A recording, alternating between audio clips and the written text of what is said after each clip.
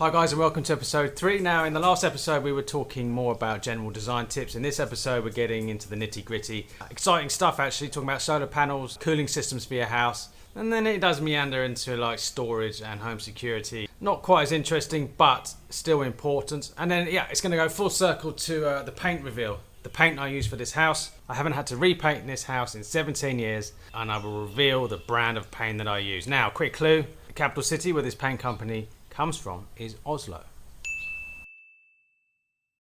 Okay, before we get into solar power, we need to go through some figures. My electric bill on average is 3,500 baht a month. You times that by 12, it takes you to 42,000 baht a year.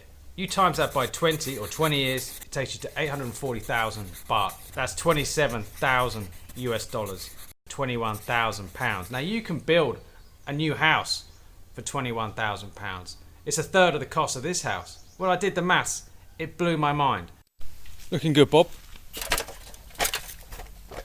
I could fit enough solar panels on there to power a small town. We live in a country here that has so much sun. Well, not today, but you know what I mean. And in the early 2000s, the technology and costings weren't really there. So fast forward to 2020, and where do we stand? Well, the technology has got much better. The solar cells last a lot longer, and the government legislation is changing to make putting solar cells or solar panels systems in your house easier.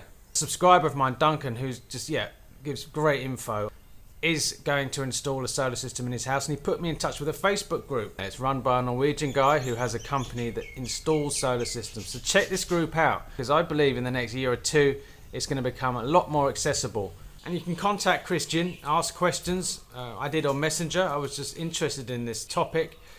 He's got all the lowdown on the government regulations, installation, return on investment. And yes, the savings are there. I mean, in the UK, you get a return on your investment after 7 or 8 years. And according to Duncan and Christian, you get a return on your investment in 5 to 6 years here. So after spending 21 grand in 20 years, it's food for thought. Well, in terms of this house, we don't really have anything in place. We do have a prevailing wind, as I mentioned before, and our builder, when I pressed him on whether we needed any ventilation in the roof, he did say that, well, it's a 50-ton roof with a huge cavity and there wouldn't be much penetration of the heat to the room. We also have these teak slats around the house which helps release the heat, but there are plenty of options available, and I'd like to thank Duncan again for giving me some options I've never even heard of. So we'll start with the bricks you use. You can use aerated bricks, double cavity walls, window overhangs and roof overhangs. This can help prevent the sun from the hottest part of the day penetrating your house. Now, we don't really have much of an overhang, but this terrace does prevent heat hitting this side of the house, especially between 1 and 3 in the afternoon. Adding some type of ventilation to your roof design. There's the classic type that you see on many old Thai houses. You can add whirly-birds, you can add little ventilation shafts, the metal foil that you can place underneath the roof tiles which reflects the heat. Window tints, they can stop UV rays as well as keeping your house cooler. After your house is completed, you can have rolls of insulation foam that can be laid on top of the ceiling. And there is a PU spray that is now available for insulating your roof. I do know guys with roof fans that help circulate the air. And in our situation, the roof cavity, as the builder explained, was so big we haven't really had any problems. Our electric bills aren't astronomical. And Duncan gave me some other options that he's looking into, and they sound very interesting, including geothermal cooling systems, which basically transfers the heat from your house from pipes underground into cool air, and an energy recovery ventilator, which I've got no idea what that does, but it sounds fascinating. And if you guys want to check it out, there's a link to a YouTube video that Duncan gave me in the description. So there's plenty of options. You need to investigate what's best for your house and what's available in your area. A lot of these companies now offer their services countrywide. But I've looked on forums and you get some great advice and people that have actually done these things. So do your homework and find out what's best for you. And a big thank you to Duncan, who, he is planning to reduce the temperature in his house by 10 degrees. So your design and your build sounds fascinating, and I might have to come and check it out in the future if that's okay with you. So if you see a dodgy bloke coming up your drive, clasping a bottle of Absolute, you'll know it's me.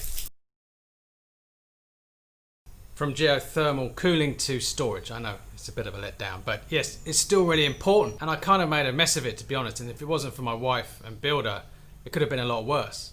Now, there's two types of storage in my opinion. There's a storage for everyday stuff you use, hoovers, brooms, cleaning products, mops, just keep them out of the way, have somewhere to put them. This type of storage I completely overlooked, and why our brush and collector is usually just parked in various corners of the house. And the hoover usually lives on the top bunk. And being very miserly on my storage or use of storage space, put these very thin cabinets in which can really only take DVDs, which are now obsolete.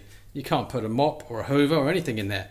So if I could design this house again, I would put in a small cupboard or something that looks aesthetically pleasing, where all the clutter can go, so you're not leaving it around the house. And number two is storage for just crap that builds up throughout your lifetime. It's unbelievable the amount of clutter that just gets generated. And getting rid of any type of rubbish in Dak, or rural areas in Thailand for that matter, is not easy.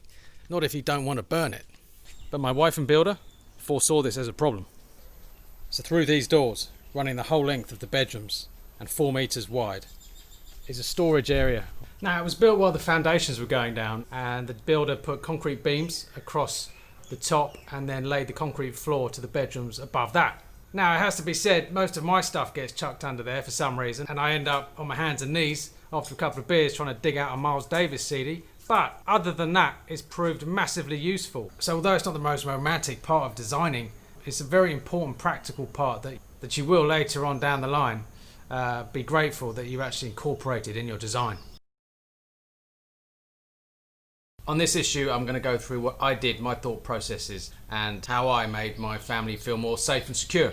So the first thing is, bars on the windows. We had these made on site, like everything else in the house.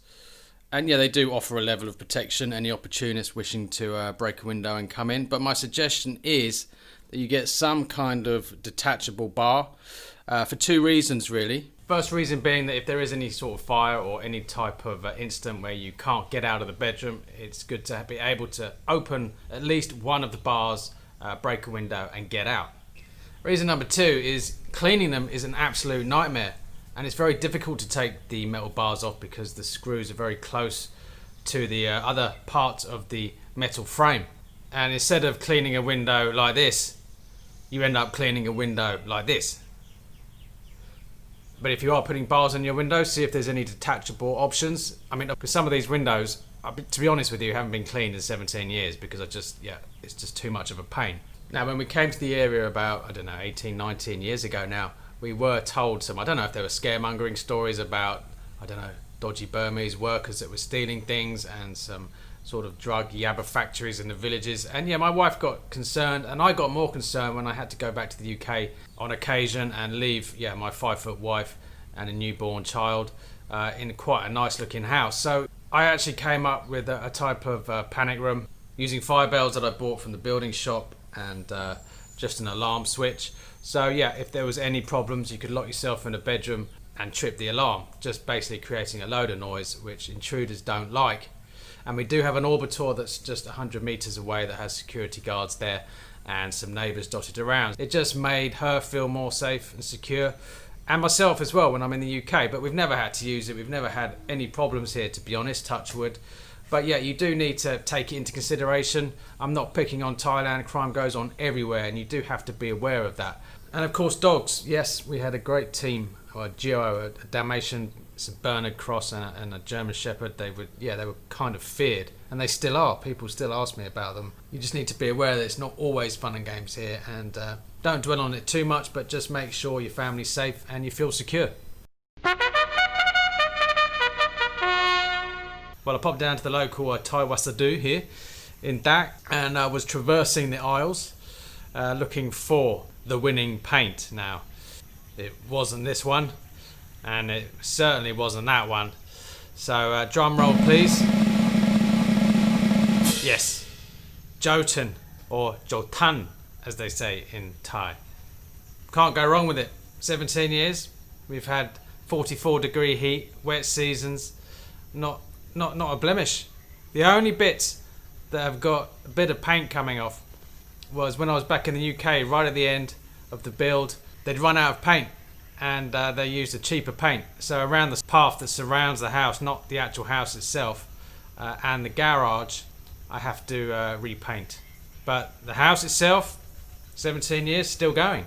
Okay, that's all for today. But yeah, a lot of different topics covered here.